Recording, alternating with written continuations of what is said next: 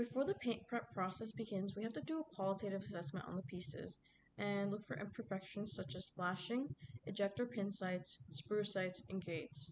If those aren't on the pieces, then we'll continue on to the next part of the process, which is Scotch-Briting. This essentially sands them down and we'll get a smooth finish on the edges.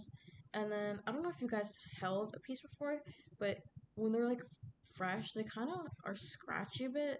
So what we try to do is get rid of that scratchiness on the edges and get a smooth finish. That way the paint team will have a better experience painting them and the paint will just stick on better and look better. So it just makes sense to do it.